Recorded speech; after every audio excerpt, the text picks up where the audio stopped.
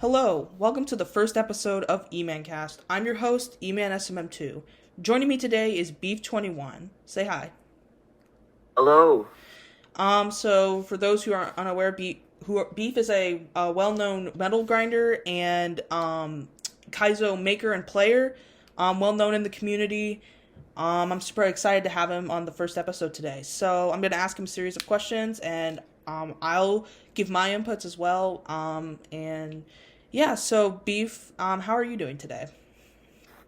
I'm doing pretty good, thank you. I guess there's not much to say other than I've been working on Kaizo and a little bit of my channel. But yeah, not Nice. much. Nice. I'm pretty good as well.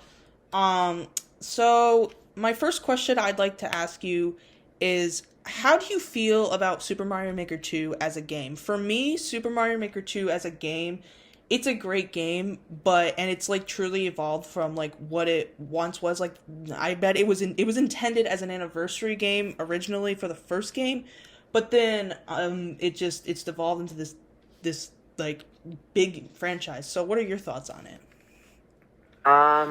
Mario Maker 2 as a game, it Yeah. was really good as a much needed sequel, which added a bunch of updates and mechanics that were needed. Yeah, the game is really fun and I enjoyed a lot.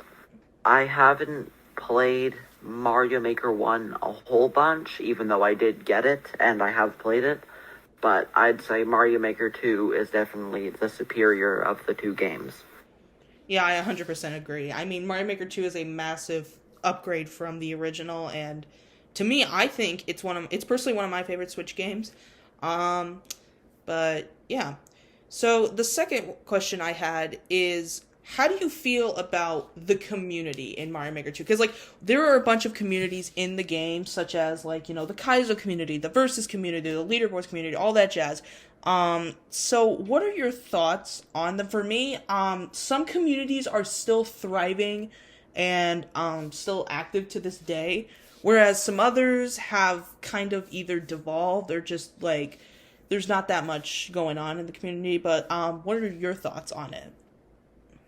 I'd say that 100% the Kaizo community is still thriving as it's pushing the game to the limits, creating harder, more creative or difficult levels.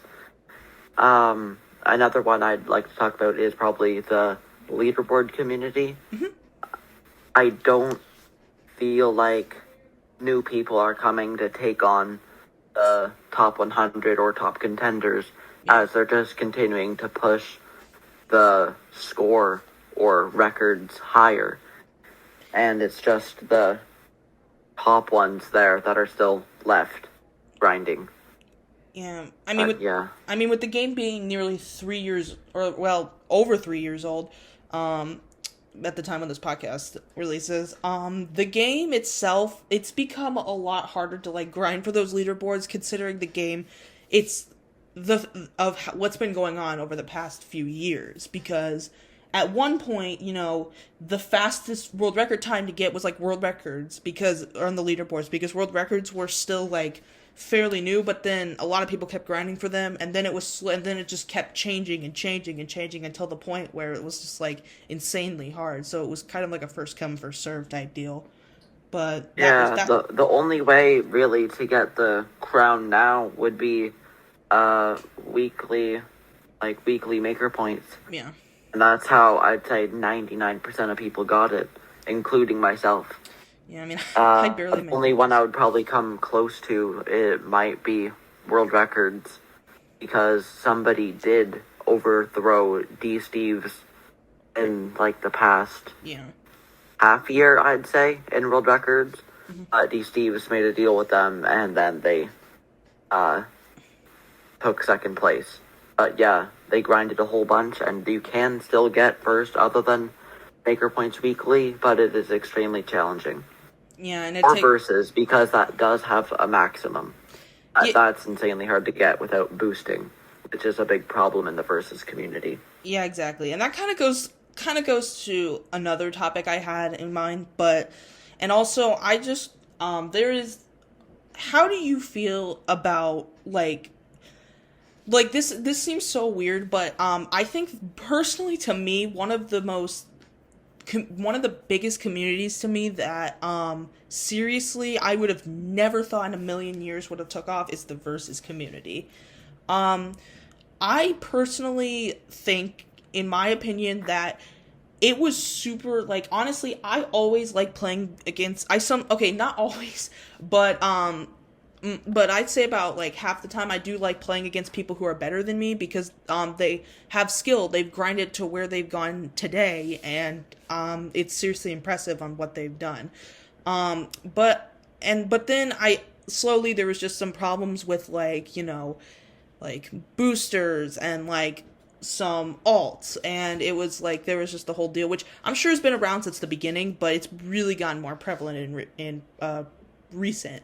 But in your opinion, what would you say is how everything is standing with the multiplayer versus side of Super Mario Maker 2?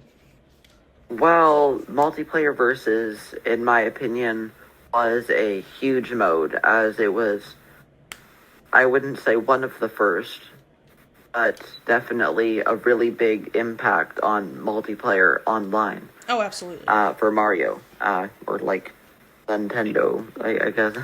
I don't know what I'm trying to say here, but like Mario games. Yeah. Anyway, it was really good and has a great idea, but obviously some problems are like lag and the disconnection and communication errors, which make you lose points, even if it's not really your fault. Yeah. But either way, it's a really fun game mode half the time. When you don't lose. But, yeah, it was really good, and I'm hoping that they can fix a few of those issues for Mario Maker 3 if it does come. Yeah, because that's the main issue, and that's why people like myself, I've definitely like I mean, I still play versus, obviously, but not as much as I used to, and that's due to the fact with the lag, the communication errors, which is basically the same thing, but then like the bad levels, and like the fact that some of it is literally luck, that you like it's insane. Like, honestly, I feel like saying that there's a 25% chance of winning is too high, because I feel like there are many other factors to contributing to getting a win slash getting points and all that jazz. But yeah, I'd say that there's an insane amount of factors based on the day, your mood, who you're playing against, how many people are in your lobby, the level you get. Because if it's Picador, then, if you've played it before, then obviously you know which one is right. And that's another factor. If you've played the level before, it gives you a slight advantage. Just lots of factors, and the only ones you can really maximize is your instincts and rapid decision making. Yeah. Alright, so the next question I had was, what is the hardest part about Super Mario Maker 2? For me, it's like, I guess just, for me it's endless. Like, endless is, it's weird, because, with Expert, I got like 100 something clears, I think 133 by the end of 2020, and then, I completely nosedived and completely lost it, and I haven't been able to retain it ever since. And then recently with Super Expert, I got 10 clears, and then I got 2 more, and then I decided to be big dumb and get another game over, which to me is hard, because it's hard retaining those, because those are genuinely hard. But like, I mean, you probably have different, like, more challenging stuff, but to you, what is more honestly, that's fair. Super Expert might, like, be easier than Expert, as long as you just skip, and that's the hardest part on it. That's literally what I do. Skipping repeatedly for up to, like, minutes until you play an actually decent level that you can probably beat or get lives from. Yeah, I usually go for 0 likes, 2 clears. Sorry, you can go. Sorry, yeah, I usually go for levels that have 0 likes or 2 clears, because those are typically people who boot it and skipped it. Yeah. Okay, like, strategic, as long as it doesn't look like tasks or anything like that. I Yeah, mean, pretty I much. only got 35 super expert clears in a run before, Mm-hmm. and that seems like such a big and such a small amount at the same time I mean, compared to like yeah. my 1.2k expert clears. All right. But Yeah. experts easier because you don't have to skip as much, but you also have to still play smart, so it's just weird. And also, versus is really tedious, so I'd say that those things are probably the hardest part about the game. Yeah. Like honestly, like seeing that Mario Maker is a viewer game where you have to where others create the levels, and then upload them. It basically is like luck in a way, but it's also in a way not if that makes any sense. But Yeah, because you can encounter a fantastic level. There's like I feel like there's at the end of the spectrum there's get this garbage out of here, delete this level, up to Nintendo, please hire this person. yeah, And it's like, I mean, and it's like I guess that's to me that's what makes the game fun. Like seeing what others have to offer in the game. It sounds odd, but to me that's what I feel. The final question I had for you is, do you have any tips and thoughts for people? Because you've made your fair share of Kaizo levels. Like, you have any tips on making levels, playing like just like figuring out what to do in Mario Maker? For me, playing for in terms of making levels, I just usually go for the traditional route. Just make it like simple. Just don't spam enemies. Don't put Kaizo blocks everywhere. That's just for me, my personal preference. But do you have any tips that you can give? that's.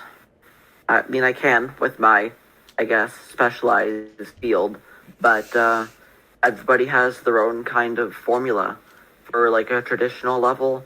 Make and I like get a creative idea and expand on it.